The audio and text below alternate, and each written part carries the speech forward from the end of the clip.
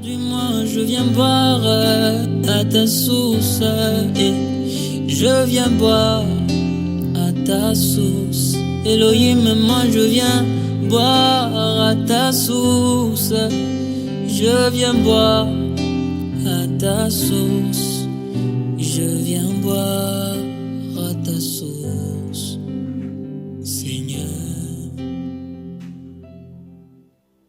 Ok, frère et sœur, je t'invite à la prière où tu es. On va prier. Rendons déjà grâce au Seigneur Jésus pour cette journée qu'il nous a accordée. Disons-lui merci. Seigneur Jésus, merci infiniment, Papa, pour cette journée que tu nous as accordé la grâce de passer. Merci pour ta fidélité, merci pour ton amour. Merci pour ta patience. Merci pour ta miséricorde. Merci pour ton soutien. Merci Seigneur Jésus, Papa, pour tout ce que tu as fait pour nous, pour ce que tu fais et pour ce que tu feras même encore après. Nous te rendons infiniment grâce pour ta main et ta présence dans nos vies.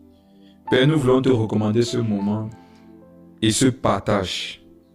Saint-Esprit, viens prendre le contrôle de toutes choses. Viens nous conduire par le Saint-Esprit. Viens nous aider, Papa, nous avons besoin de ta grâce, nous avons besoin de toi. Dispose nos cœurs, ouvre notre intelligence, ouvre notre sagesse. Illumine les yeux de nos cœurs afin que nous puissions voir briller la splendeur de ta parole et de ton évangile, Papa, à l'intérieur de nous et qu'elle nous délivre. Dans tous les domaines, Papa, où tu voudrais apporter ta lumière ce soir, notre Dieu, donne-nous de pouvoir la recevoir, cette lumière, au nom puissant de Jésus. Viens prendre le contrôle du réseau, de toutes choses. Papa, nous attendons à toi. Fais-nous grâce au nom de Jésus. Il y en a qui sont connectés, Papa, pour recevoir de toi une guérison, une délivrance, un soutien, une orientation. Je te prie, Papa, de leur répondre à tous, et même au-delà de leurs attentes. Merci pour ta grâce, Père, au nom puissant de Jésus. Amen, amen, amen. Amen. Amen, frère et sœur. Est-ce que tu peux écrire Amen en commentaire si tu as prié avec nous, si tu m'écoutais? Amen, amen, amen. Amen. Ok, frère et sœur, le sujet qui nous rassemble ce soir, c'est plus je prie, mes problèmes s'aggravent. Que penser et que faire? Plus je prie, mes problèmes s'aggravent. Qu'est-ce qu'on doit y penser et qu'est-ce qu'on doit faire face à ce genre de situation? Je suis convaincu que au moins une fois dans ta vie, tu as traversé cette situation où tu la traverses même actuellement. L'impression de croire que plus tu pries, plus tu intercèdes pour un problème, pour une situation, elle s'empire. Il y a plusieurs raisons à cela. Et ce soir, je ne pense pas qu'on aura le temps ce soir de voir toutes les raisons parce que je ne voudrais pas courir. C'est un sujet très très important. J'aimerais prendre la peine d'expliquer les choses à la lumière de la parole de Dieu pour que chaque cas qui sera expliqué puisse délivrer ceux qui y sont concernés. Forcément, nous ne serons pas concernés par les mêmes choses, mais nous sommes sûrement tous, nous avons tous été, nous sommes ou peut-être nous serons tous un jour confrontés à cette situation selon laquelle tu prends des temps de prière. Je suis convaincu que tu as vécu ça. Tu prends des temps de prière, tu intercèdes, tu pries fort, tu prends des temps de jeûne. Le problème était à 20%. Quand tu as commencé à prier, c'est monté à 40%. Quand tu as pris le jeûne, c'est monté à 60%. Quand tu te retires en retraite, c'est parti à 80%. Et quand tu as décidé de tout faire cet exercice spirituel à la fois, c'est monté à 100% de problèmes. Et tu t'es découragé, tu t'es dit, mais pourquoi au fur et à mesure que je prie, ça ne cesse de monter? Il y en a, ça les a découragés. Il y en a qui ont cru que ils ne sont pas convertis. Il y en a qui ont cru que Dieu n'écoute pas leur prière, ne les aime pas. Tout passe dans la tête dans ce style de situation. Ce soir, par la grâce de Dieu, on va avoir des réponses. Toi qui es connecté ou toi qui vas écouter cet audio, tu vas avoir des réponses. Donc, continuons de partager le live et de liker pour que d'autres personnes puissent aussi recevoir cette délivrance.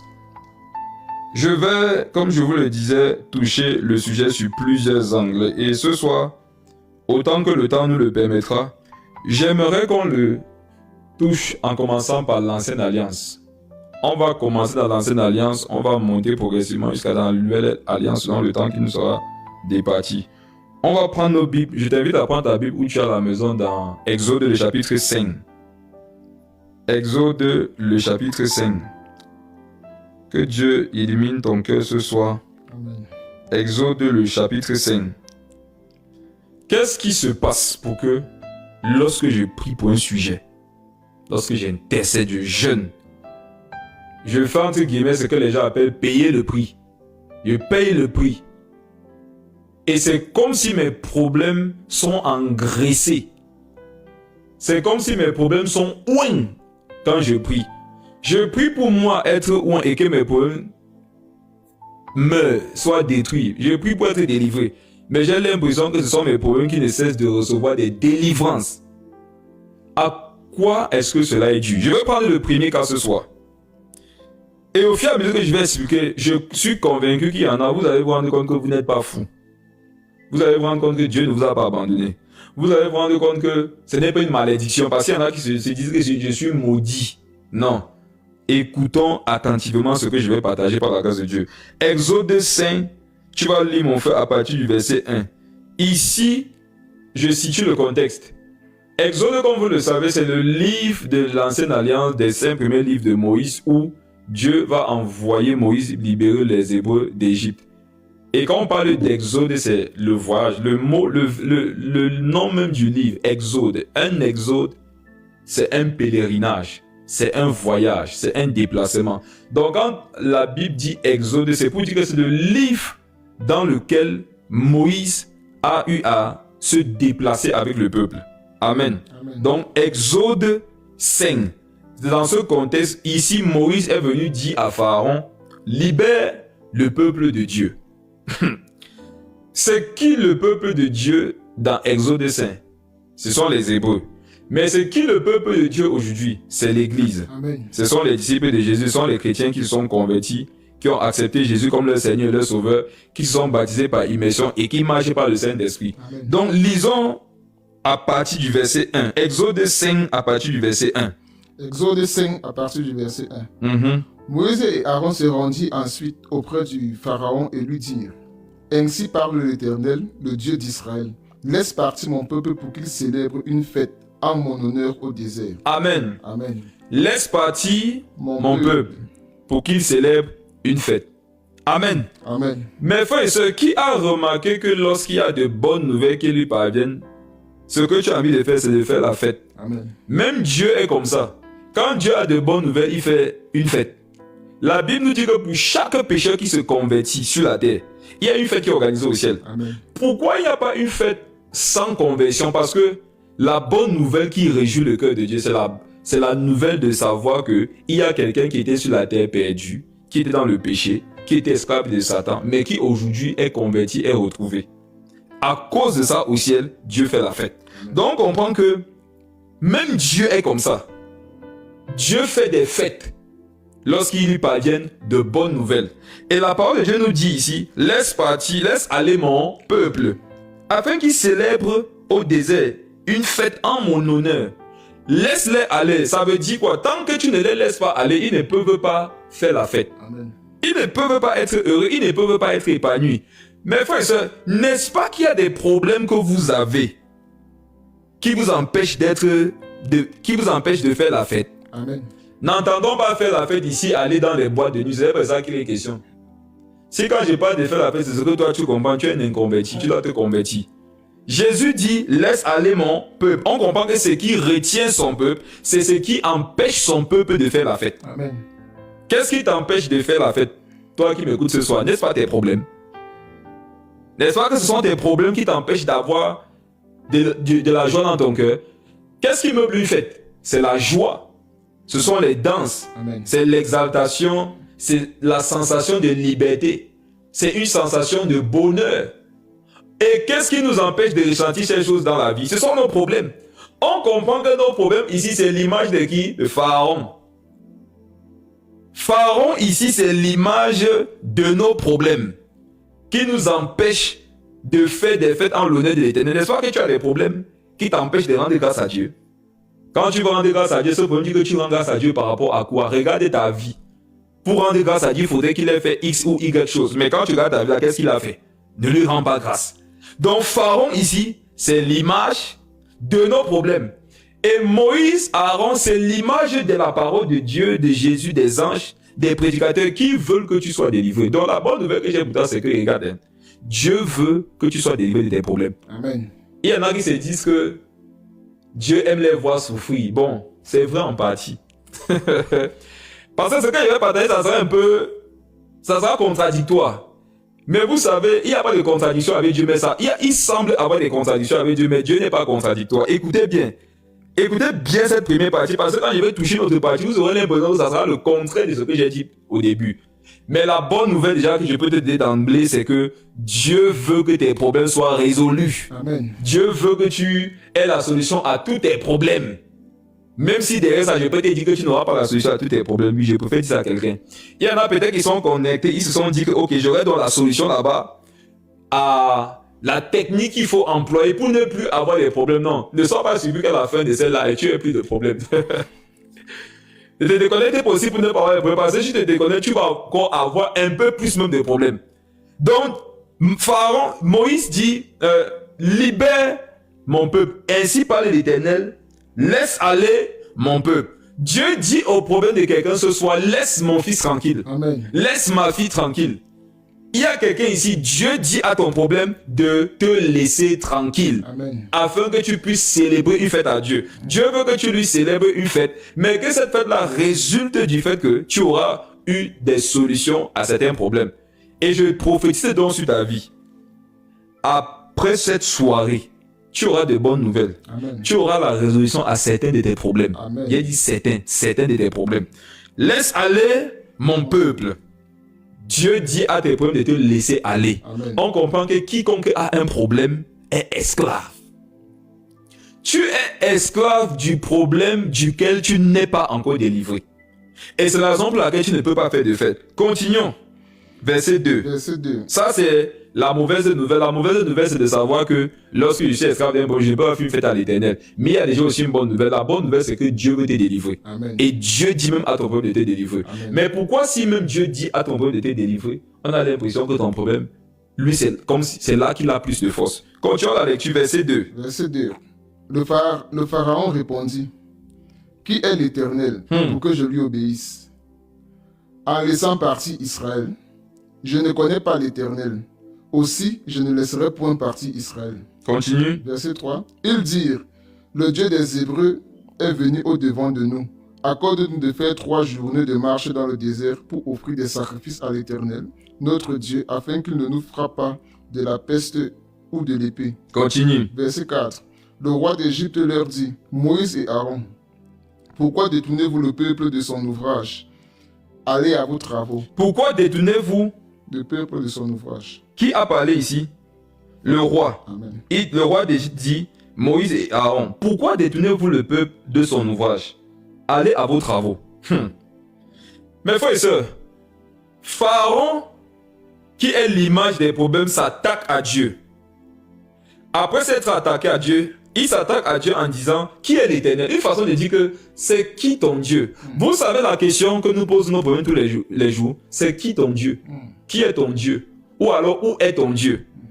Et ensuite, il s'attaque à Moïse et Pharaon, qui sont les aides que Dieu envoie pour la délivrance du peuple. On comprend par là que dans l'atmosphère spirituelle, quand un homme se lève pour t'aider dans un problème que tu as, automatiquement, les esprits qui t'embêtent dans ce domaine-là vont s'attaquer à la personne. Yes. Je ne sais pas si quelqu'un comprend bien ça. Quand tu veux aider quelqu'un, il faudrait savoir que partager son problème, c'est aussi partager ses combats.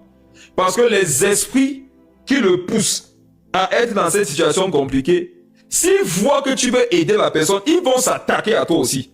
C'est la raison pour laquelle vous avez souvent remarqué que vous êtes parti prêter main forte à un frère, à une soeur, à quelqu'un de lambda qui traverse des difficultés, des situations, et à la suite de vos vies, vous avez commencé à éprouver les mêmes difficultés que la personne. Amen. À quoi est-ce que cela est dû? C'est dû au fait que les esprits qui provoquaient ces malheurs dans la vie de X ou Y ont vu qu'il faudrait qu'ils s'attaquent aussi à toi parce que tu viens prêter main forte.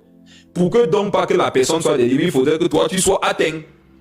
Donc il dit Moïse, alors pourquoi est-ce que vous détournez le peuple de son ouvrage? Donc la volonté de Pharaon, c'est que toute ta vie soit un ouvrage. Pharaon veut te voir souffrir toute ta vie. J'ai dit ça à quelqu'un ici, tu vois ta souffrance là, non? Satan veut que tu restes dans ça toute ta vie. Il dit pourquoi vous voulez le détourner de son ouvrage? C'est comme si quelqu'un a faim, tu veux lui donner à manger. Les démons s'attaquent à toi, disent pourquoi tu veux lui donner à manger. Il y a des personnes, tu vas remarquer que dès que tu les as aidées, automatiquement tes finances vont être attaquées. Pourquoi? Parce que l'esprit qui plonge et qui impose la famille à cette personne ne veut pas que qui que ce soit lui vienne en aide. Il y en a, tu vas voir que depuis que tu les as abrités, tu as les difficultés à payer ton loyer. Pourquoi? Parce que l'esprit qui voulait qu'ils vivent dans la rue s'est attaqué à toi. Est-ce à dire que nous ne devons pas aider? Est-ce à dire que si j'aide des personnes et que je rencontre des difficultés, je dois m'arrêter? Non, bien au contraire. Je saurais par là que je suis même en train de poser une action qui plaît à Dieu, mais qui ne plaît pas à l'ennemi, qui ne plaît pas à Satan. Amen. Beaucoup de personnes se sont appuyées sur les difficultés qu'ils rencontrent lors du service des saints pour arrêter carrément d'aider leurs confrères, pour arrêter d'aider leurs frères et leurs sœurs. Alors que c'est parce que tu vois même des difficultés que tu dois persévérer. L'opposition n'est pas un signe que tu n'es pas en train de marcher par l'esprit. Au contraire, l'opposition est généralement le signe que tu es en train de faire des choses par le Saint-Esprit. Amen.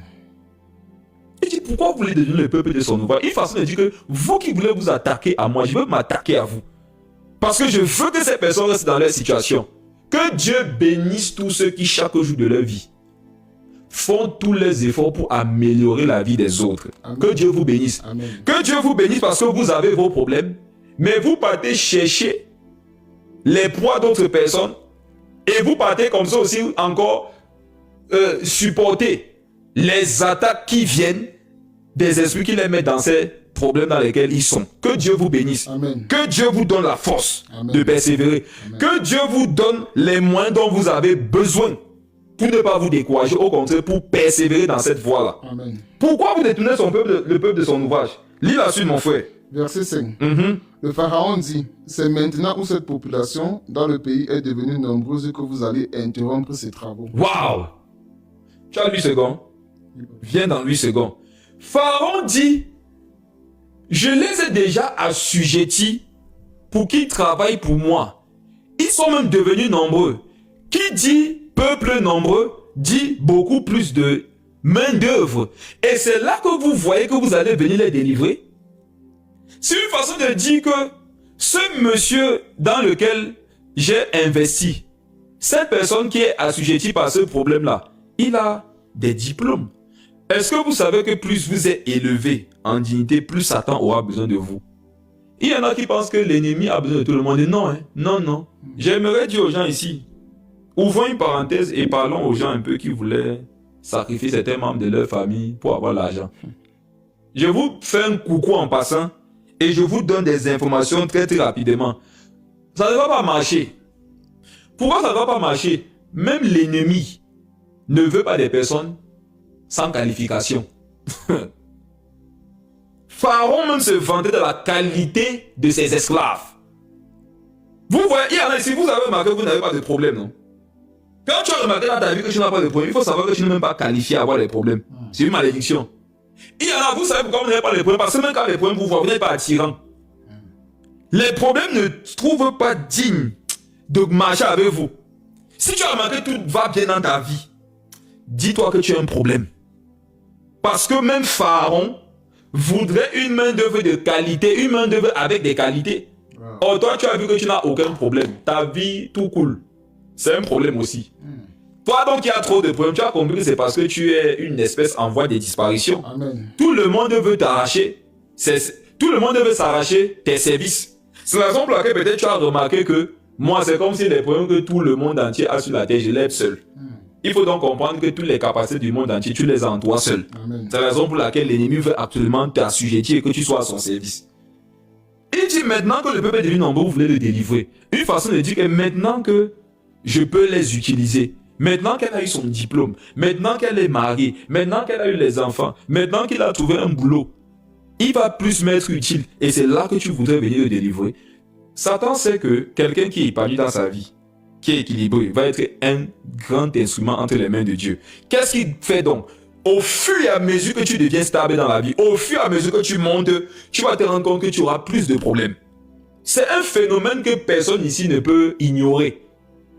Quand tu as 1000 francs, tu vois les gens avoir... Quand tu touches 1000 francs la journée, et tu vois les gens toucher 10 milliards la journée, qu'est-ce qui te passe par la tête? C'est que eux, ils n'ont plus de problème, non?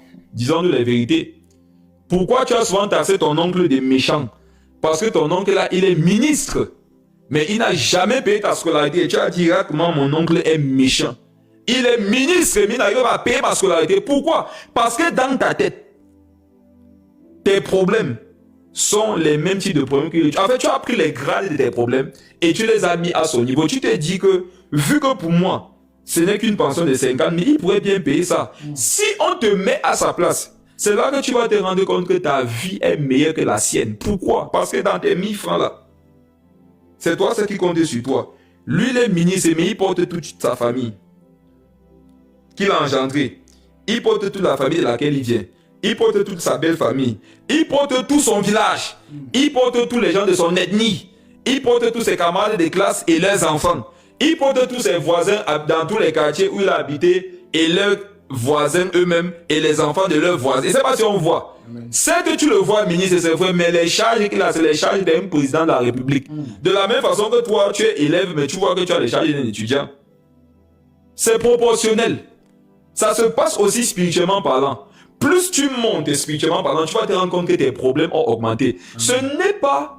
Et tu vas prier pour ça. Et tu vas avoir l'impression que plus je prie, plus j'ai les problèmes. C'est parce que tu grandis. Amen. Quand on grandit, on doit avoir des problèmes en fonction de son âge. Yes. Et regarde, tu es devenu un homme de prière. N'est-ce pas que tes problèmes doivent être proportionnels à tes prières? Yes. Tu vois comment tu pries beaucoup, non? C'est comme ça aussi que, comme la prière, c'est pour résoudre les problèmes, il y aura davantage de problèmes afin que tu pries plus.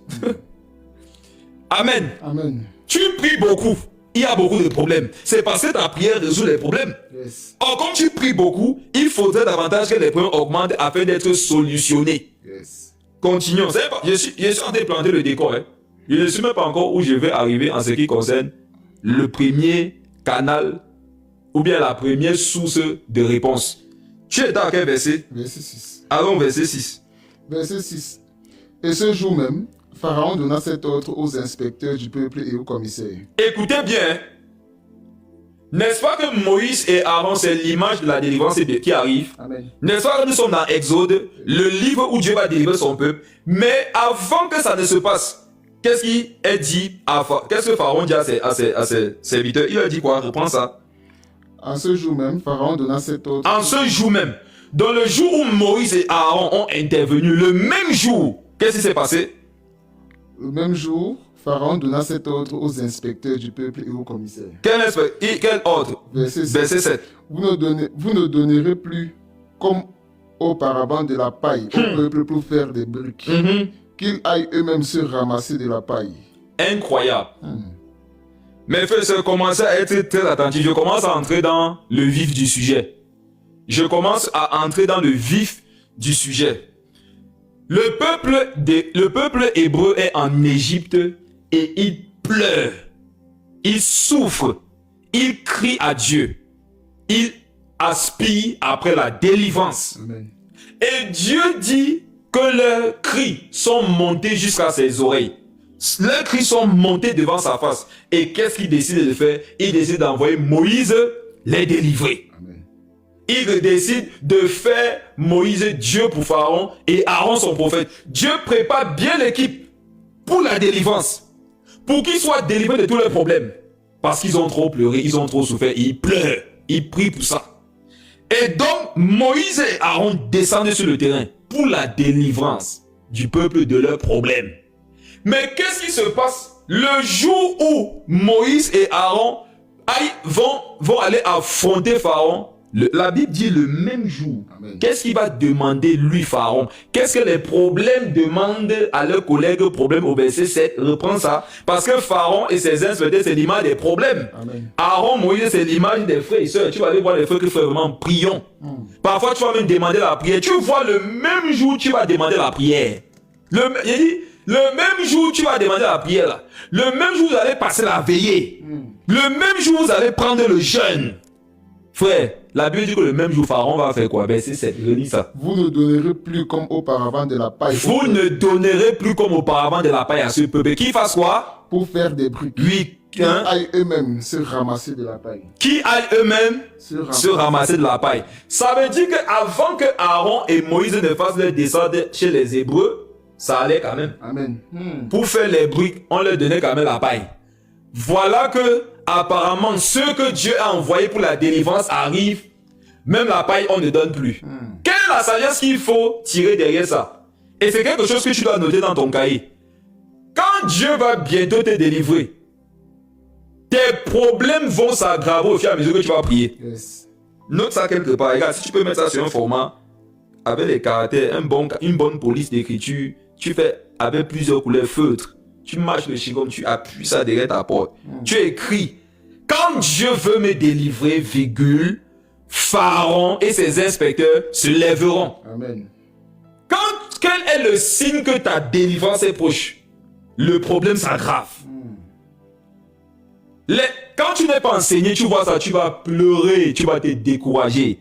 Mais l'homme spirituel qui juge de tout, quand on dit qu'il juge de tout, ça veut dire qu'il juge selon les Écritures. Amen. Il ne juge pas selon les circonstances, selon les événements. L'homme spirituel sait que dès que tu vois ton problème s'aggraver, la délivrance est proche. Yes. Wow. Le même jour, on dit, ok, ils veulent montrer qu'ils sont unis. Hein. Ils veulent montrer qu'ils ont un Dieu. Qu'est-ce qu'on va faire? Augmentons le problème. Yes. Et c'est quoi le but? Quand tes problèmes là, Satan va faire, les démons vont changer à ce que ça augmente. Le but c'est que tu te décourages. Sachant que si tu te décourages et tu arrêtes d'intercéder, la délivrance ne viendra plus. Il y en a qui pensent que Dieu va les délivrer, quel que soit leur comportement, quelle que soit leur discipline. Je prie, Dieu va me délivrer. Je ne prie pas, Dieu va me délivrer. La parole de Dieu nous fait comprendre dans le livre d'Apocalypse qu'il y a des coupes devant la présence de Dieu, devant les anges. Amen. Ce sont les coupes des prières. Ça veut dire que pour chaque problème de ta vie, il y a une coupe que tu dois remplir en prière. Yes. Si ce n'est pas plein, tu n'auras pas l'exaucement. Maintenant, Satan peut voir que la coupe de la délivrance pour tel problème dans sa vie est déjà à 80%. Comme ça, 80%. Activons la tentation, activons le découragement, activons les mauvaises pensées. Parce qu'il ne faut pas qu'il arrive à 100%, il est proche. Et quand tu seras à 80%, tu vas te rendre compte que ça s'aggrave. Si tu persévères, tu montes à 90%, je t'assure, on va dire aux autres démons, laissez d'abord ce que vous êtes en train de faire un peu de partout là. On a besoin des renforts ici. Le jour où tu vas te lever en prière, tu vas dire, ok, cette nuit, je ne dors pas. Veillée de prière, quelqu'un doit mourir. Dès qu'ils entendent des veillées de prière, ça veut dire que tu es à 90%. Qu'est-ce qu'on va faire? On va dire que les gars, ils vont se dire, jusqu'alors, on voulait détruire toute sa famille à la fois. Mais je vous assure, l'urgence, c'est de le détruire lui seul. Donc, allez voir tous ceux que nous avions positionnés dans sa famille, dans sa belle famille, contre son enfant, contre sa vie sociale. Venez tous. Cette nuit, nous devons canaliser nos énergies vers lui. Parce que Pharaon, pour vaincre, qu'est-ce qu'il a fait? Il s'est tourné vers ses serviteurs, non? Amen. Qui comprend le mouvement qui se passe lorsqu'on prie? Quand tu pries pour un problème, il y a un mouvement automatiquement que tu crées dans le monde des ténèbres. L'esprit qui est en charge de te maintenir dans ton problème va chercher de l'aide. Yes. Et si j'ai le temps, vous allez bien comprendre ce soir beaucoup de vérités par rapport à ce sujet. Lorsque Jésus-Christ, en ceci que Jésus disait, lorsqu'un démon part, il va chercher 7 plus fort que lui. Amen. Je sais que depuis que tu es converti, tu as toujours compris ça de cette façon. Si quelqu'un est possédé, on chasse un démon. Si l'esprit qu'on a chassé part et ne trouve pas de repos, il reviendra vers l'inconverti.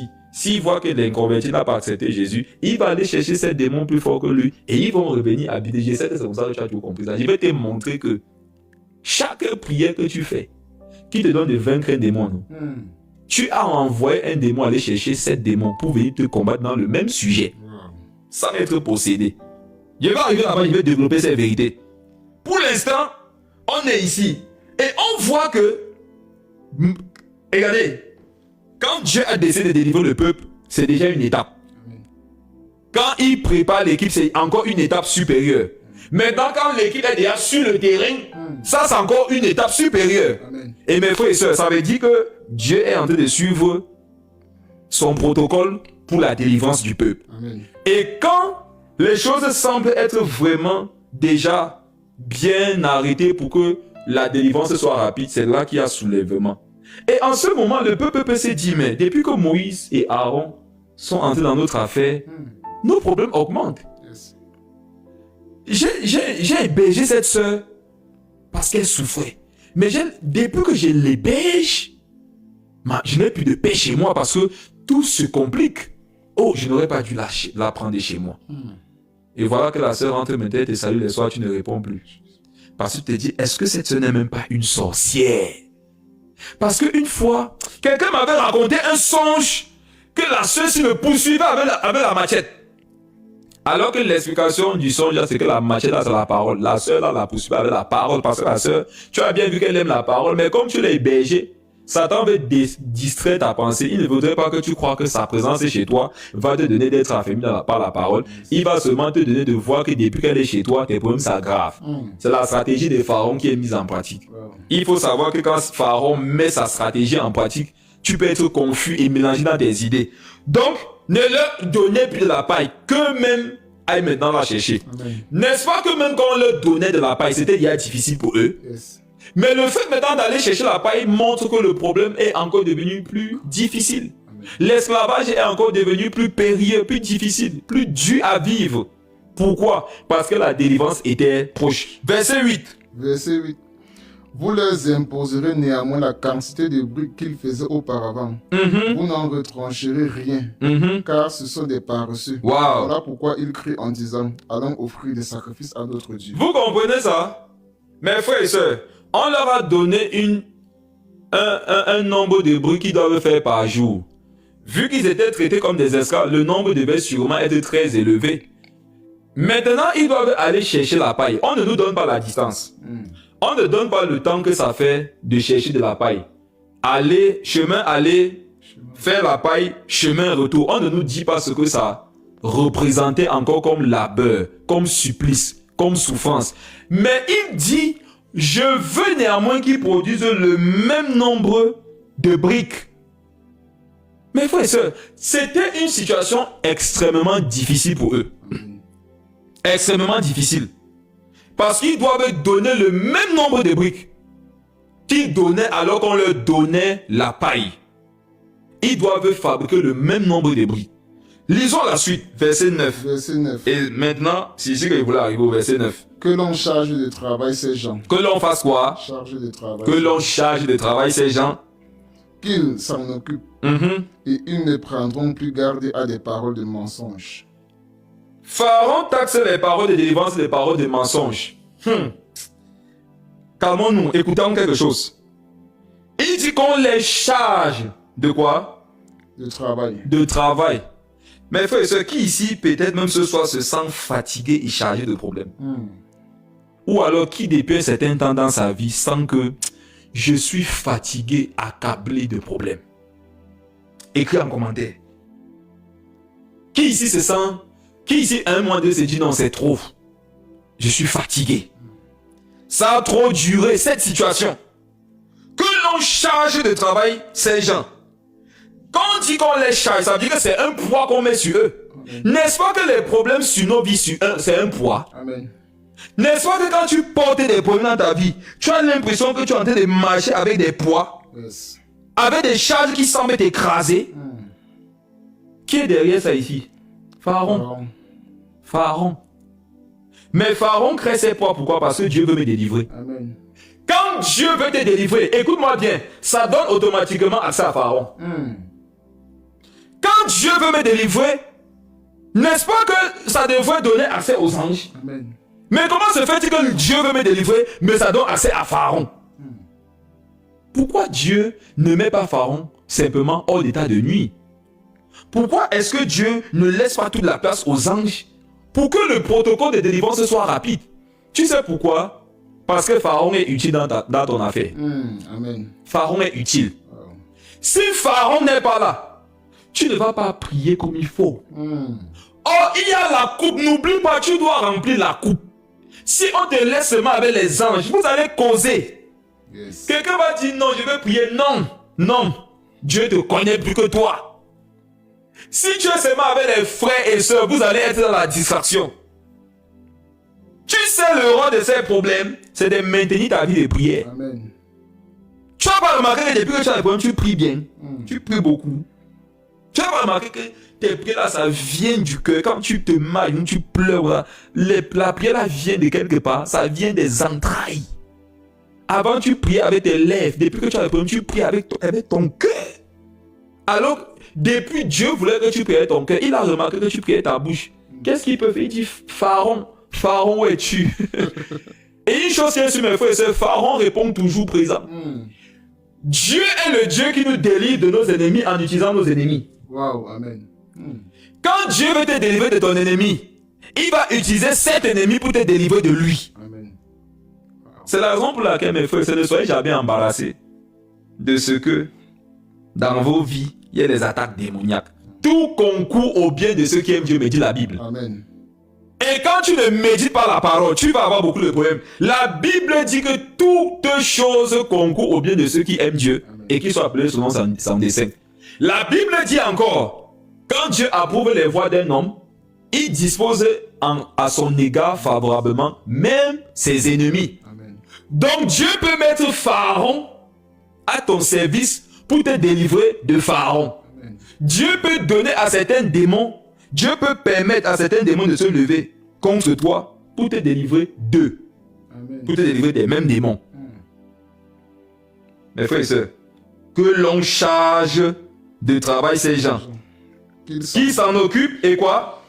Et ils ne prendront plus garde à des paroles de mensonges. Ils ne prendront plus garde à des paroles de mensonges. Ça veut dire que la délivrance pour Pharaon, c'est le mensonge. C'est quoi le but des problèmes qui s'aggravent dans ta vie aussi? C'est que tu crois que Dieu ment. Vous savez, mes frères et sœurs, si vous ne faites pas attention, à un moment donné, vous croirez dans vos vies que Dieu c'est un menteur.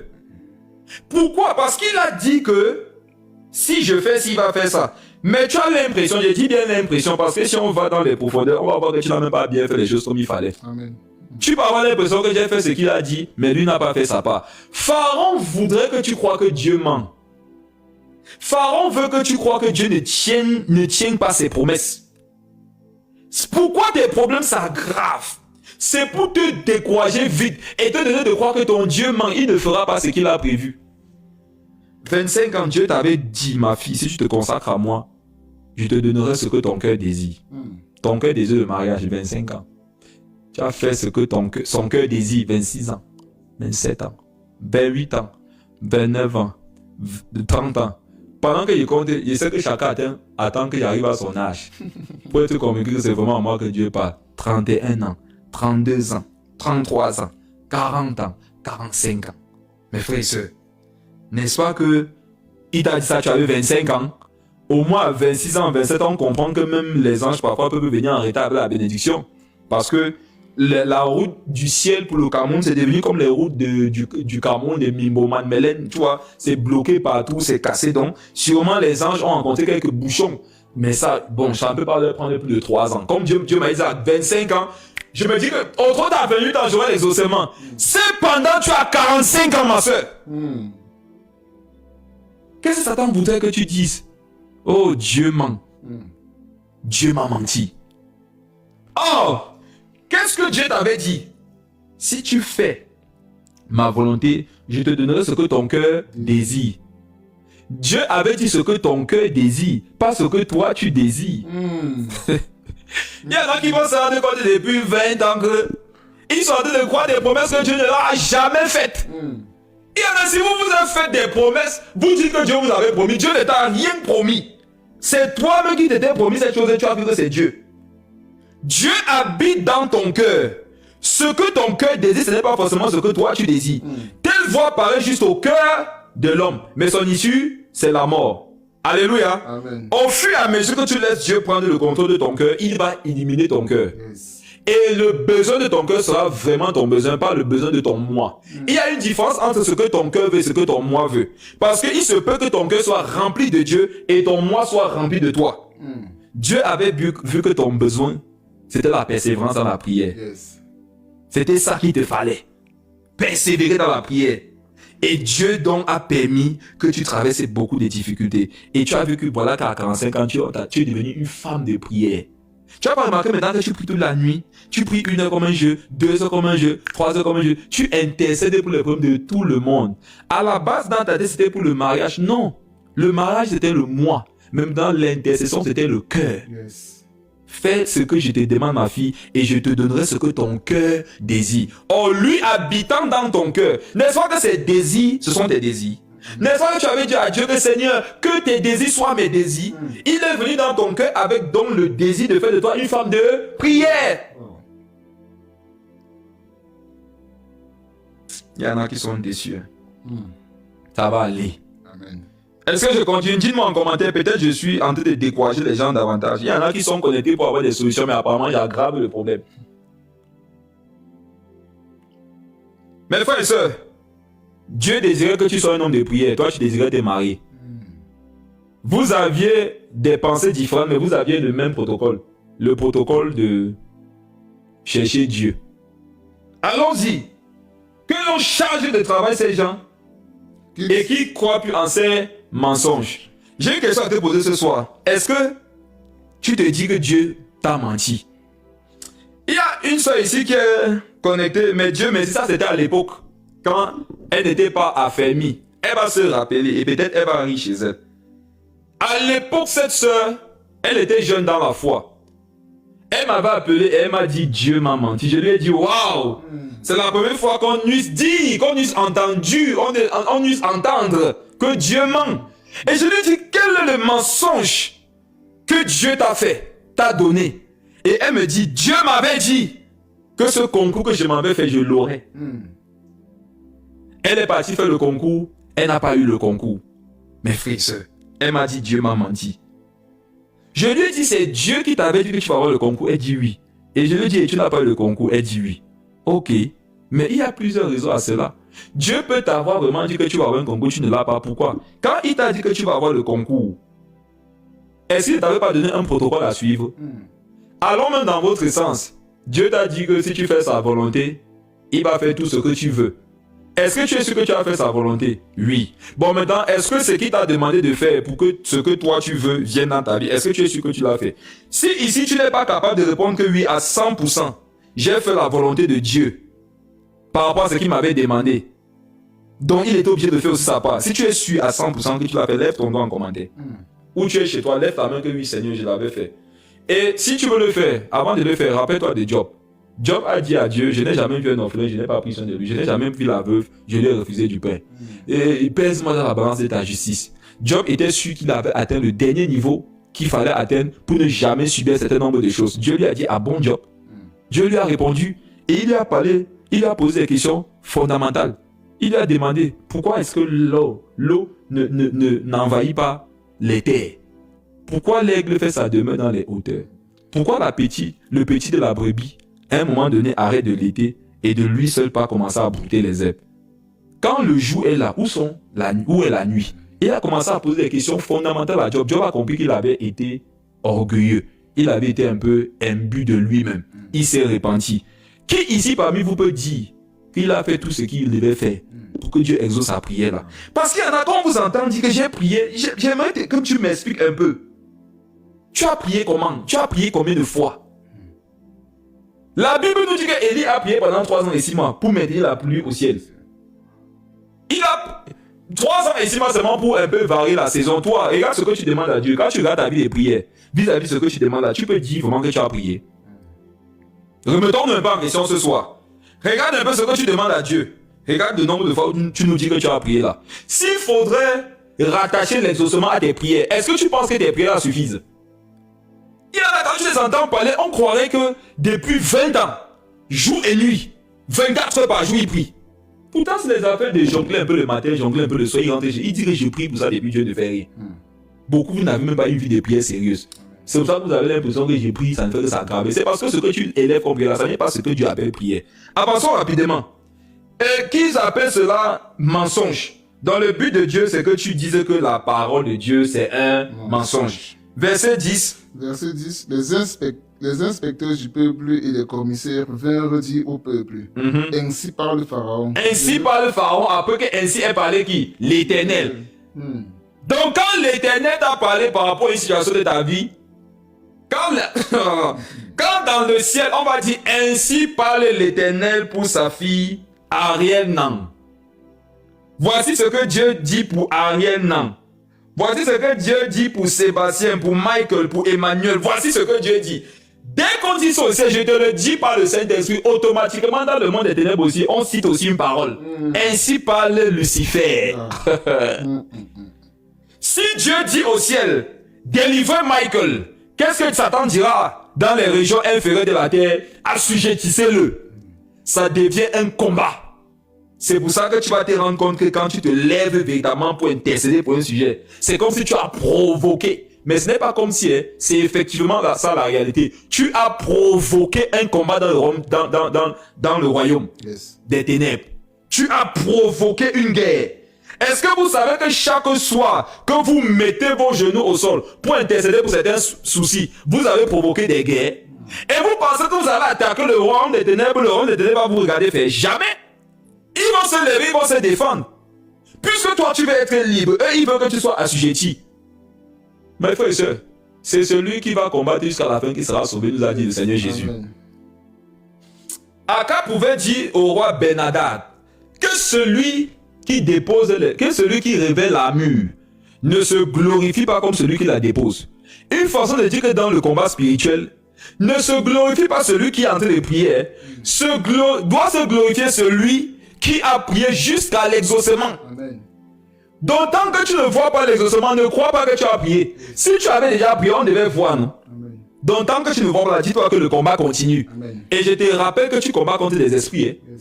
Ils ne sont pas en train de regarder le temps comme toi tu regardes là. Toi tu dis que moi j'ai prié pour le prince depuis 5 ans, alors que l'esprit qui est derrière ça, lui il est hors du temps. Tu combats un esprit qui est hors du temps étant dans le temps. Qui me comprend? Première victoire que tu dois avoir dans l'intercession. Arrête de nombrer le temps que tu as passé en prière. Arrête de regarder le nombre d'années que tu as passé en prière. Parce que l'esprit qui est caché derrière ton point, lui, il ne regarde pas le temps. Simplement à cause de ça, il t'a vaincu. L'esprit qui te combat là, lui, il est hors du temps. C'est un esprit. Vous voyez, lui ne souffre pas que 1 heure, 2 heures. Il ne souffre pas de ça. Donc, il s'investit. Maintenant, toi, tu es en train de regarder les années. Ça fait 5 ans. Ça fait 3 jours. Ça fait 1 heure. Tu vas te décourager. Si tu veux pouvoir vaincre un esprit, toi-même, tu dois être un esprit. Amen. Donc, qu'est-ce qu'il relit le verset là, frère? Verset 10. Les inspecteurs du peuple et les commissaires vinrent. J'aime ça. Il disait quoi? Ainsi parle le Pharaon. C'est beau, hein? Ainsi parle le Pharaon. Amen. Puisque Moïse avait dit que ainsi parle l'Éternel, ils ont dit ok, on va parler le même message. Tes problèmes vont prendre la même forme de ton langage. Ils vont tourner ça aussi, ils vont vomir ça sur toi.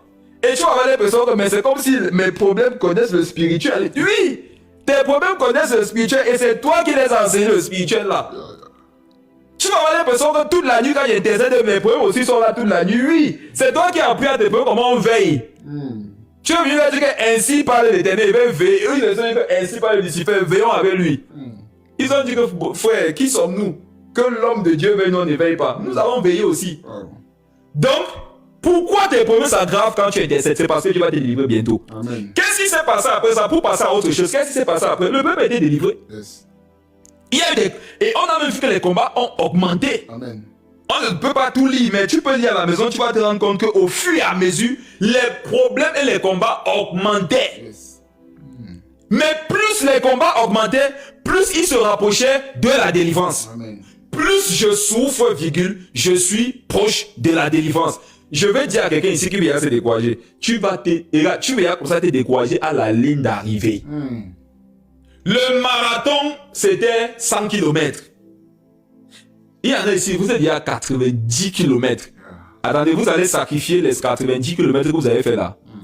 Mais vous savez pourquoi moi je ne peux pas me décourager dans la prière? Parce que si je me décourage dans la prière, je suis en train de jeter dans la poubelle toutes les prières que j'ai eu à faire. La prière que tu as déjà eu à faire trouve sa valeur dans la prière que tu continues de faire. Alléluia. Les prières que je fais depuis des années là restent valables tant que je continue de prier. Si j'arrête de prier, j'ai jeté tous les efforts là dans la poubelle. C'est comme quelqu'un qui marche avec Jésus pendant 20 ans. Supposons que la 21e année s'est détourné de Dieu. Qu'est-ce qu'il a fait des 20 ans de consécration? Il a jeté ça dans la poubelle. Mais frère, vous savez quoi? Comme on dit au Cameroun, même pour le mal, non? Même pour le mal du sacrifice que vous avez déjà fait là. Persévérer. Amen. Tu Sur un marathon de 100 km, toi tu fais 90 km, tu vas te décourager. Et les 90 km là, n'est-ce pas que pendant ce temps, tu devais être en train de boire, de manger, de vivre. Tu t'es donc sacrifié pourquoi? Mes frères et sœurs, un jour Jésus a dit aux apôtres, ne me suivez plus. Allez aussi avec la foule. Pierre a dit, Seigneur, à qui d'autre irons-nous si ce n'est qu'à toi? Amen. Tu as les paroles de la vie. Yes. Les apôtres aussi voulaient fuir. Mais quand Pierre a regardé un peu dans le monde, il s'est rendu compte qu'il est le seul qui a les paroles de la vie. Une façon de dire qu'à un moment donné, l'apôtre Pierre et les autres suivaient le Seigneur parce qu'ils n'avaient plus le choix. Yes. Wow. Regarde, à un moment donné, tu sais pourquoi tu vas prier, même plus pour la délivrance, mais pour ne pas mourir. Amen. À un moment donné, on prie pour être délivré de sa situation, mais à un moment donné, on prie pour ne pas mourir. Il y en a ici, si vous vous arrêtez de prier, vous allez mourir. Ce n'est même plus la délivrance qui doit vous importer, c'est la survie. Celui qui est, la Bible dit qu'il n'y a pas de soldat qui s'embarque des choses de cette terre, s'il veut plaire à celui qui l'a enrôlé. Donc à un moment donné, je bataille parce qu'il faudrait que je survive. Il y en a dans le marathon, vous êtes à 95 km. Plus grave encore, Alban. Il y a des gens qui sont à 99. Il leur reste 1 km comme ça là. Et je suis convaincu que c'est la plupart de ceux qui nous écoutent. Il vous reste 1 km. Et j'ai dit quoi, Alban? Il y en a, il vous reste un pas. Un pas. Regardez, il vous manque un pas. Placez le pas comme ça et vous êtes délivré. C'est ça que vous n'avez pas fait. Pourquoi? Parce que Satan a vu qu'il est en train de se rapprocher du but. Investissons-nous en fond. Et Satan, on a commencé à t'acculer de partout. Avant, l'accumulation, c'était qu'au niveau personnel. Maintenant, c'est au niveau de tes pensées. C'est au niveau de ton foyer. C'est au niveau de tes enfants. C'est au niveau de ta famille. C'est au niveau de ton travail. Partout, tu te rends compte que tu es accablé. Rappelle-toi des Hébreux. Si tu es accablé, c'est parce que la mer va bientôt être fendue et tu vas traverser pour aller à Canaan. Amen. Quand, au fur et à mesure que Canaan se rapproche, tu vas voir que les soldats de Pharaon et Pharaon vont se lever. Yes. N'est-ce pas que même quand la mer a été fendue, un grand miracle comme ça pouvait sembler croire que oh, tout est fini. Mais même là encore, Pharaon est venu avec les soldats, ils ont commencé à courir derrière les Hébreux. Yes. Parfois, tu vas avoir l'impression que merci, voici ma délivrance qui est là. J'aimerais dire à quelqu'un ici, regarde, non. Quand tu sais, par exemple, que tu as souffert pour avoir quelque chose, même le jour où tu as la chose, continue d'intercéder pour ça. Wow. La chose là, tu peux la perdre à la dernière minute. Ma soeur, si Dieu te fait grâce qu'un jour tu as la mairie, non. Si tu sais que ça a été difficile pour le mariage, quand vous serez devant le maire, intercède toujours pour ça. Parce que même là-bas, Pharaon ne va pas te laisser. Regarde, la mer rouge qui se fond, n'est-ce pas, il y a la délivrance. Pharaon dit que jusque là, il ne laisse pas. Il va tout faire pour que ton mari, même devant le maire, dise que monsieur, est-ce que vous voulez prendre des pour épouse? Pharaon va tout faire, les démons vont tout faire pour qu'il dise non. Tu vois comment ça a été difficile d'avoir le travail. Le jour où on t'a dit que viens signer le contrat là, il dit ne dors pas la veille. Intercède toute la nuit. Tu sais pourquoi? Le matin même, le patron peut t'appeler pour te dire que monsieur Nonfa, Jérémy, Edouard, au final, nous n'aurons plus besoin de vos services. Et tu lui dis, mais patron, pourquoi? C'est vous qui m'avez dit que j'ai les qualifications, il y avait vraiment le besoin qui s'opposait. C'est quoi le problème? Il va te dire, je ne sais pas. Mais je sens juste que nous devons laisser ce poste vacant. Wow. Mes frères et sœurs, tu n'as jamais vécu ça. Tu as l'impression que tu vas toucher une chose comme ça. À la dernière minute, ça t'échappe. Tu sais pourquoi? Parce que tu pensais que tu avais à traverser la mer alors que Pharaon était derrière toi avec les soldats. Wow. Le nombre de soldats avec lesquels Pharaon les a poursuivis dans la mer, ce n'est pas le même nombre de soldats qui étaient derrière chacun de lorsqu'ils travaillaient en Égypte. Amen. Plus tu t'éloignes d'Égypte pour te rapprocher de Canaan, les soldats vont augmenter. Pourquoi? Parce qu'il faudrait qu'ils s'évertuent, il faudrait qu'ils fassent tout pour te ramener. Le but de Satan, c'est de te ramener. C'est la raison pour laquelle plus tu te rapproches du but, Satan va se lever. Et voici une image qui est dans mon esprit. Je partage cette image avec vous. Mes frères et sœurs, la prière pour être exaucée, c'est quoi? C'est que je m'approche du but. Et plus je m'approche du but, le nombre d'oppositions qui viennent pour me tirer en arrière augmente. C'est la raison pour laquelle j'aurais l'impression qu'au fur et à mesure que je m'approche du but, il y a plus d'attraction en arrière. Si tu te rends compte qu'au fur et à mesure que tu poses un pas, c'est comme s'il y a 10 pas, il y a 10 mains qui tombent encore à gripper. Tu poses encore un pas, il y a 20 mains qui sont agrippées, c'est un bon signe, continue d'intercéder. Wow. Amen. C'est un bon signe. C'est un très bon signe.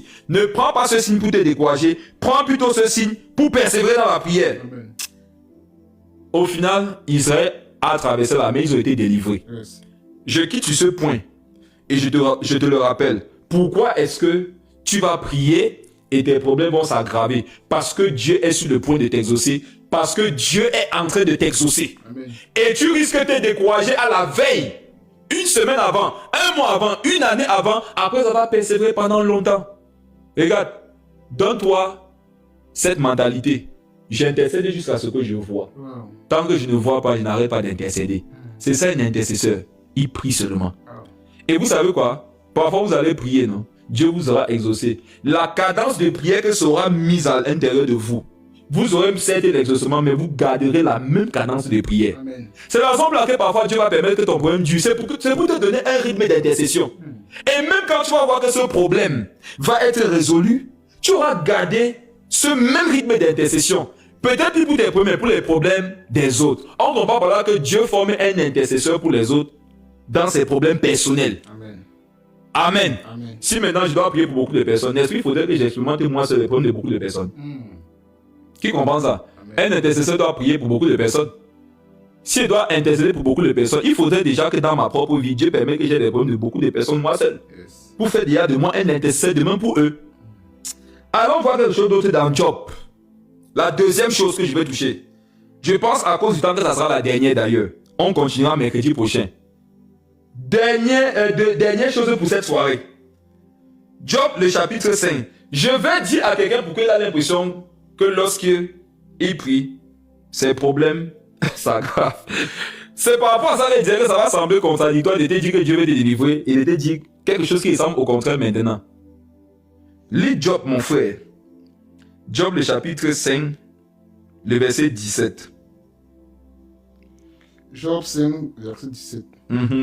Heureux l'homme que Dieu châtie. Heureux l'homme. Que Dieu châtie. Heureux l'homme. Que Dieu châtie. Continue. Ne méprise pas la correction du Tout-Puissant. Mes frères et sœurs, la Bible dit heureux l'homme que Dieu châtie. Lis le verset 10 d'abord. Verset 18. Il fait la plaie. Il fait la plaie. Et il abande. Et il abande. Il blesse. Il blesse. Et sa main guérit. Et sa main guérit. Mais frère et sœurs, vous savez pourquoi vous priez parfois ces problèmes s'aggravent? C'est parce que Dieu veut vous blesser. Wow. Dieu veut t'offenser. Yes. Hey. Je dis offense parce que pour vous, quand on vous blesse, vous dites qu'on vous offensez. Mais frère et sœurs, Dieu veut blesser ses enfants. Yes. Il y en a, Dieu veut vous offenser. Est-ce que c'est le mot bon? Quand vous êtes les francophones, les francophones, vous êtes trop sensibles aux mots. Dans le français, il faut savoir jouer avec les mots. Il faut dire que c'est beau alors que c'est moche. Il faut dire que c'est moche alors que c'est beau. Pourquoi je prie, mais mes problèmes s'aggravent? C'est parce que Dieu veut me blesser. Wow. Mes frères et sœurs, il y en a parmi vous, depuis que vous marchez avec Dieu, vous n'avez jamais été blessé. Ça veut dire que tout va bien. Dieu n'aime pas quand tout va bien dans la vie de ses enfants. Il y a quelqu'un, tout va bien dans sa vie, commence à avoir peur. Tu as intérêt à avoir peur. Ça va blesser fort. Verset 17. Verset 17. Heureux l'homme que Dieu châtie. Heureux l'homme que Dieu châtie. Et regarde, il y a un bonheur là dans le châtiment que Dieu veut que tu expérimentes. Alléluia. Amen. Si tu n'as pas encore connu ce bonheur, Dieu va te blesser. La Bible dit que Dieu fait des plaies. Il blesse et il bande. Il dit, pourquoi tu me blesses et tu bandes? Laisse comme c'était, non? Amen. Amen. Pourquoi Dieu blesse? Il bande. Après il bande. Pourquoi il ne laisse pas comme c'était simplement? Mes frères et sœurs, parce que quand il blesse, il y a des choses qui doivent couler qui ne sont pas bonnes pour toi. Yes. Relis ça. Verset 18. Il fait la plaie et il abande. Mhm. Il blesse et sa main guérit. Il y a des sujets de prière pour lesquels vous intercédez et vous pensez que la solution au problème, c'est l'exaucement. Alors que pendant que vous intercédez, il y a des choses dans vos cœurs qui doivent sortir. Beaucoup, quand vous priez, vous êtes pressé que Dieu vous exauce, alors que Dieu est pressé de vous délivrer. Yes. La délivrance n'est pas l'exaucement à ta prière. La délivrance est que Dieu veut t'ôter d'un état dans lequel tu intercèdes qui fait en sorte qu'il ne peut pas t'exaucer. Je ne sais pas si quelqu'un comprend ça. Amen. Pendant que tu intercèdes pour un problème, ton cœur peut être lent au pardon. Pour toi, le plus important, c'est que tu sois exaucé. Pour Dieu, le plus important, c'est que tu pardonnes vite. Qu'est-ce qu'il va faire? Pendant que tu es en train de prier, tu vas avoir des problèmes. Les gens vont t'offenser pour que tu pardonnes vite. Yes. Et si tu ne pardonnes pas vite, le problème va s'aggraver. Tu sais pourquoi ça va s'aggraver? Cette fois-ci, ce n'est pas parce que c'est Pharaon qui veut faire une œuvre dans ta vie, mais parce que l'Éternel lui-même veut faire une œuvre dans ta vie. Ouais. Pendant que tu intercèdes et tu te dis que Dieu ne m'exauce pas là, quel est ton comportement? Quel est l'état de ton cœur? Quel est l'état de tes pensées? C'est quoi ta vie de tous les jours? La Bible dit qu'il blesse. N'est-ce pas que quand on te blesse, il y a des choses qui sortent? Amen. Le défaut que tu as en prière là, Dieu veut l'ôter de ta vie. C'est comme un abcès. C'est comme un furoncle. Tu peux tenter de prier que Seigneur Jésus utilise ma main alors que ta main là a le panari. Ta main là a un abcès. Si Dieu veut utiliser ta main, c'est-à-dire si Dieu veut t'exaucer, qu'est-ce qu'il va faire au préalable? Il va ôter le panari là. Il va ôter le furon. Donc il va faire comment? Il va prendre le bistouri et il va blesser. Amen. Dieu veut te blesser ce soir. Il y a des états dans lesquels tu marches et tu intercèdes, tu veux l'exaucement, alors que ces états-là ne plaisent pas à Dieu. Ces états-là t'handicapent. Toi, tu peux ne pas savoir, mais Dieu sait. Le Seigneur sait quel est ton réel besoin. Amen. Il y en a, si vous pensez que votre besoin, c'est ce que vous demandez à Dieu tous les jours, alors que votre réel besoin, c'est d'être délivré d'un certain état. Oh. C'est d'être délivré d'un certain état. Il fait la plaie et il la bande. Il blesse et sa main guérit. On dit qu'il guérit après avoir blessé. Mais frère, écoutez la révélation. C'est la blessure qui révèle qu'il y avait un problème dont j'avais besoin d'être guéri. Wow. Écoutez autre chose encore. Quand on dit qu'il blesse et qu'il guérit, ce n'est pas forcément qu'il guérit, c'est qu'il a blessé. La blessure est le moyen par lequel il passe pour te guérir. Amen. Amen. Je prie pour une situation. Dans cette même situation-là, j'ai des choses desquelles Dieu veut me délivrer. Qu'est-ce qu'il peut donc faire? Il va me blesser. Et quand il me blesse, cette chose à l'intérieur de moi sort et je suis guéri. Amen. Amen. L'état du cœur avec lequel tu pries est plus important que ce que tu demandes en prière. C'est la raison pour laquelle Jésus disait que si tu veux donner ton offrande, tu te souviens que quelqu'un a quelque chose contre toi, laisse-la ton offrande, va d'abord faire la paix, non? Amen. N'est-ce pas que c'est blessant? Tu viens voir Dieu, tu n'as pas offensé quelqu'un. Il n'a pas dit que si tu offensais quelqu'un, il dit si quelqu'un a quelque chose contre toi. Wow. Donc il dit ma vie, quelqu'un a quelque chose contre moi, moi je dois le voir parce que c'est mon frère. C'est blessant, non? Amen. C'est blessant de savoir que tu dois aller t'humilier devant quelqu'un que tu n'as pas offensé pour chercher la paix. C'est une blessure. Mais quand ça te blesse, ça te guérit de l'orgueil. Wow. Est-ce que Dieu blesse les gens avec l'orgueil? Non. Mais Dieu t'ayant blessé par cette méthode, ça te délivre d'un problème que tu avais et que tu ignorais. C'est généralement quand tu vas être en train d'intercéder pour certains problèmes que tu vas voir que Dieu va te parler d'autres choses qui sont un problème que tu as, pour lequel tu n'étais même pas en train d'intercéder. Ne sois pas surpris que tu sois en train de prier pour, par exemple, la santé. Oh Seigneur Jésus, guéris-moi, guéris-moi. Et tu es en train de prier pour la guérison. Un moment donné, tu entends le Saint-Esprit te dire pardonne. Pardonne. Wow. Pardonne. Moi, je ne savais pas que j'avais un problème de pardon. Mais Dieu sait que le problème de ta guérison là, c'est rattaché au pardon. Donc si tu pardonnes, tu vas être guéri. Il t'a blessé parce qu'il ne t'a pas exaucé. Le fait de ne pas être exaucé, ça peut être une blessure que Dieu te crée. Amen. Dieu veut te blesser. Quelqu'un doit dire avec sagesse, quelqu'un qui est ça ce soir doit dire Seigneur Jésus, blesse-moi. Yes. Amen. Je suis accroché à l'exaucement, alors qu'il y a sûrement des choses desquelles tu veux me guérir. Et si Dieu t'exauce, alors que tu as des maladies, des manquements, des états dans ton cœur qui ne glorifient pas, il t'a égaré. Faites très attention lorsque vous savez que vous ne faites pas ce que Dieu veut. Et pendant que vous ne faites pas ce que Dieu veut, il vous exauce. C'est un rejet. Wow. Dieu peut te rejeter en t'exauçant. Il y a des exaucements qui viennent de Dieu qui sont des formes de rejet de sa présence. Qui sont des formes de rejet loin de sa présence. C'est la raison pour laquelle il dit au verset 17, quand je t'aime, non, je te châtie. Amen. Comment reconnaître même que Dieu te connaît encore? Comment savoir que Dieu est avec toi? Il te châtie. Il y en a que Dieu ne châtie plus. Hein? Qui a remarqué que les païens font ce qu'ils veulent, mais tout semble leur réussir? C'est parce qu'ils ne sont pas des enfants de Dieu. Vous n'avez pas des personnes autour de vous, mes frères et sœurs. Tout ce qu'ils font leur réussit. Oh, regardez, tu es au travail. Écoutez cet exemple et vous allez bien comprendre le verset 18. Tu es au travail. C'est toi qui intègre. C'est toi qui es toujours à l'heure. C'est toi qui fais même souvent les tâches au-dessus de tes fonctions. Ce qu'on ne t'a pas souvent demandé, on te la demande même souvent plus, tu fais. 3 ans, tu es au même poste. Tes camarades, tes collègues de service qui te témoignent qu'ils ont passé la nuit en boîte, ils ont bu, ils ont fumé, ils ont couché. Eux qui volent, qui font la paresse, ils tournent comme ça au boulot. Fin d'année, quand les notes sortent, on dit que sur la base de leur loyaux et fidèles service, ils ont des promotions. Toi, qui as pu être exemplaire, tu n'as pas de promotion. Mon frère et soeur, mon frère, ma soeur, attends, c'est pas blessant. Moi, ça m'a blessé. Qui incline le cœur des rois? C'est Dieu. Ça veut dire que Dieu aurait pu incliner le cœur du patron pour que ce soit moi qui ait la promotion parce que Dieu sait comment j'ai travaillé. Mais voilà que c'est pas moi qui ai la promotion. Mais frère, ça blesse.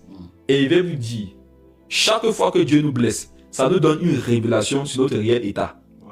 Voilà que quand tu es blessé, maintenant le Saint-Esprit te dit que, as-tu vu, tu es impatient. Amen. Yes. Wow. Tu es impatient. Tu as vu, quand tu avais signé le contrat, tu avais dit que c'était pour ton salaire, mais maintenant, tu veux autre chose au point où tu t'es mis en colère. Wow.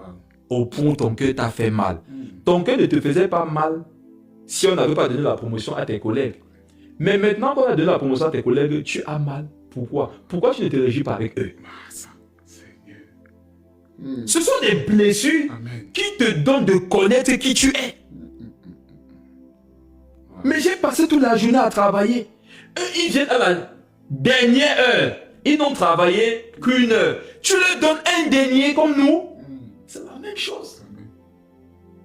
Quand tu fais ce que tu dois faire en tant qu'enfant de Dieu, les autres ne font pas comme toi. Mais ils ont le même salaire ou plus, ça te fait mal. Ça veut dire que ton cœur n'est pas pur. Je peux donc être exemplaire, les autres gens autour de moi, mais au final, ils ont tout, moi je n'ai rien. Ça révèle mon cœur. C'est une blessure que Dieu peut créer dans ta vie pour te révéler ton cœur, pour te montrer que ton cœur n'est pas pur. La Bible a dit que réjouissez vous avec ceux qui se réjouissent, non? Faites du bien à ceux qui vous font du mal, non? N'est-ce pas que toi-même tu as appelé c'est Jésus? Fais du bien à ceux qui me font du mal. Dieu a fait du bien à tes collègues qui te font du mal, mon fils. Pourquoi ça te fait mal? Dieu t'a blessé. Et voilà qu'il va te guérir de plein de caractères qui étaient dans ton cœur que tu ignorais. Qui comprend que pour Dieu, le plus important, ce n'est pas que tu sois exaucé. Qui comprend pour Dieu que l'intercession peut me pousser dans une atmosphère où Dieu va me consumer par son feu et je vais voir mon réel état devant lui. L'intercession n'a pas d'abord pour but de te délivrer, mais de te montrer qui tu es. De te montrer ce qui peut détruire ton cœur. De te montrer ce qui peut t'empêcher de voir Dieu. Quand tu as compris ça, tu vas pouvoir maintenant voir tes collègues et leur dire, les gars, félicitations. Parce que tu auras compris que la promotion ne vient pas de mes œuvres. L'exaucement ne vient pas de mes qualités. Tout est grâce, c'est la grâce de Dieu. J'aimerais dire à quelqu'un ici, quand Dieu va t'exaucer, abstiens-toi de dire que c'est dû à la multitude de tes veillées. Abstiens-toi de dire que c'est le résultat de la multitude de tes jeûnes. Parce qu'il y en a qui ont jeûné, qui ont prié plus que toi, mais qui n'ont pas vu ce que toi tu as comme résultat. Attends, dis-moi que tu as envie aujourd'hui parce que tu le mérites. Dis-moi que tu as envie parce que tu pries. Qui connaît Miles Monroe? Un grand homme de Dieu. Grand homme de Dieu. Il a pris son hélicoptère, son avion, pour aller servir son Dieu. Il est mort. Dis-moi que tu es consacré plus que lui. Qui connaît Benson Idahosa? Il avait promis à un pasteur de venir dans son église dans 2 jours. Il est mort 2 jours avant. Il avait dit au pasteur, là, dans mon programme, je suis chez toi à telle date. Il est mort 2 jours avant la date, avant le fait de pouvoir honorer sa promesse. Donc il voulait encore être en vie. Mais il est mort. Dis-moi que tu es plus que Benson Idahosa, non? Tu as envie, non? Dis-moi que comme tu as pu accoucher là, c'est parce que tes entrailles sont bénies. Dans ce cas, les entrailles de la soeur qui n'a pas encore accouché sont maudites. Mais frères et sœurs, faisons très attention. Amen. Ce thème te permet de comprendre que tu ne dois pas mesurer l'exaucement à tes prières, à tes œuvres de prière. Wow. Quand Dieu t'exauce, la dernière chose de laquelle tu dois te rappeler, c'est que j'ai prié pour ça. La première chose dont tu dois te rappeler, c'est quoi? C'est la grâce. Amen. Oh Seigneur, c'est pas ta grâce. Parce que même le fait que j'ai prié là, c'est pas ta grâce que j'ai prié. Wow. Si ce n'est même pas par le fruit de ta grâce, je ne peux même pas prier. Yes. Mes frères et sœurs, si ce n'est pas la grâce de Dieu, tu pouvais jeûner. Si ce n'était pas la grâce de Dieu, tu pouvais prier. Pourquoi 2 Corinthiens 3, verset 5 nous fait comprendre que toutes nos capacités viennent de Dieu. Si j'ai eu la capacité de prier pour que Dieu m'exauce, la capacité là, ça venait de lui, donc c'est Dieu qui a prié au travers de moi. Wow. Je n'ai qu'été l'instrument depuis quand l'instrument est glorifié. N'est-ce pas que lorsqu'on veut primer le meilleur cuisinier de l'année, qui a déjà vu on donne le prix au couteau? Jamais. Qui a déjà vu on donne le prix aux marmites? Jamais. On va nommer le cuisinier de l'année 2025. J'ai nommé couteau, marmite, tamis, foyer, sel, tomate, oignon. Qui a vu ça? C'est le monsieur qui les manipulait qui reçoit toute la gloire. Amen. C'est le monsieur qui les manipulait qui reçoit toute l'adoration, qui reçoit le prix, la magnificence. C'est sur lui que les projecteurs sont. Les couteaux sont dans la cuisine. Amen. Le sel est dans sa boîte. Et le sel ne doit pas se plaindre. Tu intercèdes pour cette boîte. Tout se passe bien dans la boîte, mais tu es le seul qui n'en bénéficie pas. Comment tu veux tout seul? Tu veux que Dieu t'exauce et tu veux aussi la promotion en même temps. Dieu t'a exaucé, non, c'est beaucoup. Laisse-le aussi maintenant donner aussi un peu aux païens. Oh. Amen. Amen. La Bible a dit que tu es une source de bénédiction, tu as accepté, non? Amen. Un robinet boit l'eau qui produit. Oh. On dit source de bénédiction. Un arbre ne produit pas les fruits pour lui-même. Yes. C'est pour ceux qui sont autour, qui ont faim. Amen. Oh, toi, tu n'as pas faim. Qui a faim autour de toi? Ce sont les autres. Mm. Si tu m'as compris, tu comprendras par là que l'intercesseur, non? Ce qui lui fait mal, ce n'est pas que Dieu ne l'exauce pas par rapport à lui, c'est que Dieu ne l'exauce pas par rapport à ce qui plaît au Seigneur, c'est par rapport à ce que Dieu lui-même veut. C'est pour ça que quand Jésus priait, il disait que priez pour que j'envoie des ouvriers dans ma moisson. Mm. Jésus veut nous voir prier en pleurant pour ce qui le concerne lui. Toi qui dis que Dieu n'a pas exaucé, c'est quand la dernière fois que tu as prié pour les problèmes de Dieu. Puisque entre vous deux, s'il y a quelqu'un qui a des problèmes, non, c'est lui. C'est quand la dernière fois que tu as un peu prié pour lui, tu as dit, Seigneur, parmi tes dossiers, tes problèmes là, donne-moi un sujet, je vais intercéder pour ça. Dieu ne trouve pas ça. Dieu trouve qui? Dieu trouve des puces, des chrétiens puces. Ils savent sucer. Dès que le corps n'a plus de sang, il le lâche. Il cherche un autre corps. C'est pour ça qu'il cherche les pasteurs. Dès que le pasteur, si je semble croire qu'il n'est plus loin, je cherche un pasteur plus loin. Je cherche une église où je pourrais avoir la résultat mon frère. Il y en a comme ça. Vous n'êtes pas différent des gens qui consultent les marabouts. Sauf que vous avez fait des églises pour marabouts.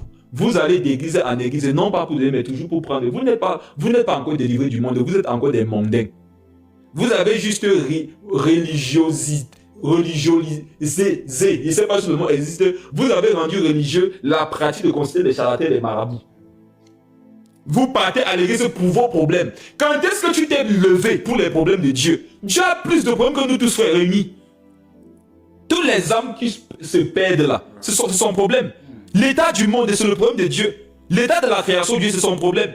C'est quand la dernière fois que tu as converti une âme, tu pleures que Dieu ne t'a pas exaucé. C'est quand la dernière fois que tu as aussi fait qu'il y ait la joie au ciel. Tu veux que Dieu t'exauce pour que tu sois en joie. Mais c'est quand la dernière fois que toi-même tu as procuré la joie au ciel en convertissant une âme. Ton problème c'est ça, c'est que je sois exaucé. C'est que Dieu résolve mes problèmes. C'est quand la dernière fois que tu as pris une nuit pour prier pour les sujets pour lesquels Jésus avait demandé de prier. Jésus a dit prier pour qu'il ajoute des ouvriers dans la moisson. C'est quand tu as déjà jeûné toi là. Tu as déjà jeûné un jour pour que Dieu augmente les ouvriers dans la moisson. Tu as déjà jeûné pour que Dieu passe par toi pour sauver les âmes. Tu as déjà jeûné pour que Dieu utilise les églises pour que les perdus là aient la connaissance du Seigneur Jésus. Quand tu jeûnes, c'est pour tes problèmes personnels. Je vais vous dire une chose. Tous les jeûnes que tu fais pour tes problèmes que tu n'as jamais fait pour connaître Jésus, ce sont des jeûnes qui ne plaisent pas à Dieu. Tout jeûne que tu fais pour que Dieu te délivre de ta situation, que tu n'as jamais fait pour l'avancement de son royaume, c'est un jeûne qui ne plaît pas à Dieu. Je vous donne maintenant un secret. Jeûnez pour plaire à Dieu. Jeûnez pour connaître Dieu. Jeûnez pour ses problèmes. Et vous allez vous rendre compte que vous n'aurez jamais besoin de jeûner pour vos problèmes. C'est un secret que je vous donne. Wow. Amen. On va s'arrêter là pour ce soir. On va continuer sur le même sujet. mercredi prochain. Il y a beaucoup de choses à dire. Vous allez voir que vous allez recommencer à être des intercesseurs selon le cœur de Dieu. Vous allez recommencer à apprendre la patience, l'adoration même dans le tumulte, même dans la souffrance. Vous n'attendrez pas votre paix de l'exaucement parce que vous aurez compris en fait, ma paix c'est Jésus. Il y en a, vous avez commencé à faire comme si Dieu ne vous exauce pas, vous n'aurez plus la paix. Regarde, il a dit qu'il te donne sa paix. Est-ce que la paix qu'il t'avait dit qu'il te donne en partant, c'était la résolution à tous les problèmes? La résolution à tous les problèmes. C'était sa présence. C'était que je ne vais jamais te laisser seul. Il y en a maintenant, vous vous appuyez sur vos problèmes pour dire que Dieu vous a laissé seul. La prochaine fois, on va voir que les gens qui n'ont pas de vie de méditation, non, vous n'avez pas une vie de prière. Ne pense pas que tu as une vie de prière parce que tu pries beaucoup. Tu as une vie de prière parce que tu médites. Dieu ne compte pas comme ayant une vie de prière les gens qui n'ont pas de vie de méditation. Amen. Amen. Amen, amen, amen. Amen. Je sais que quelqu'un s'est reconnu. Je sais que quelqu'un s'est reconnu. Ce que tu as entendu pour ce soir, garde ça jalousement. Mercredi prochain, jeudi prochain, autant pour moi. Jeudi prochain à la même heure, 20h, viens compléter. Cependant, peut-être tu m'as écouté, tu as été touché par cette parole, et tu sais dans ton cœur que tu n'as pas de relation avec Dieu, parce que pour que Dieu t'exauce, je n'ai pas parlé de ça, je parlerai de ça dimanche, jeudi prochain. Je vous parlerai des Proverbes 28, verset 9. Tu peux déjà lire ça à la maison et préparer ton cœur avant de venir jeudi prochain à 20h. Peut-être tu n'as pas encore lu ça, mais Dieu n'exauce pas les gens qui vivent dans le péché. Peut-être tu es là, tu vis comme tu veux, mais tu veux que Dieu t'exauce. Dieu ne va pas t'exaucer, je te le dis clairement. Dieu n'exauce pas les pécheurs. Dieu n'exauce pas les gens qui vivent dans le péché. Et tu aimerais que Dieu commence à t'exaucer. Je vais te demander d'écrire juste en commentaire, je veux Christ, si tu veux de Jésus. Il y a quelqu'un ici peut-être qui reconnaît qu'il n'est pas né de nouveau, il veut commencer à marcher avec le Seigneur Jésus. Parce que Dieu n'exauce pas quelqu'un qui ne marche pas avec lui. La Bible dit que Jésus a été envoyé par son Père pour mourir pour les péchés des hommes. Toi, les péchés des hommes. Toi, commentaire, je veux Christ. Et nous allons te contacter. Je veux Christ. Si tu n'as jamais accepté le Seigneur Jésus comme ton Seigneur et ton Sauveur, écris juste en commentaire, je veux Christ. Si c'est déjà le cas et que tu n'es pas baptisé, écris en commentaire, je veux le baptême. On a parlé du baptême récemment. Si tu es déjà converti, si tu as déjà reçu le baptême, gloire à Dieu. Retiens maintenant ce qu'on a dans le partage aujourd'hui. Réécoute-le, fais des notes, partage-le à quelqu'un. Mes frères, on va prier pour ce qu'on a reçu ce soir. Je t'invite à le partager et inviter quelqu'un pour jeudi prochain. Afin de ne pas toi seul retrouver, afin de ne pas toi seul recevoir cette délivrance. On va bénir Dieu pour sa parole. Disons merci au Seigneur. Dis merci à Dieu où tu es. Seigneur, je te dis infiniment merci pour cette parole. Donne, papa, de ne pas l'oublier. Donne de la garder, papa. Afin de ne pas être ballotté ça et là. Au nom de Jésus. Bénis cette écoute. Bénis ta parole en nous. Papa, donne de ne pas l'oublier. Garde-nous par ta grâce au nom de Jésus. Amen, amen, amen.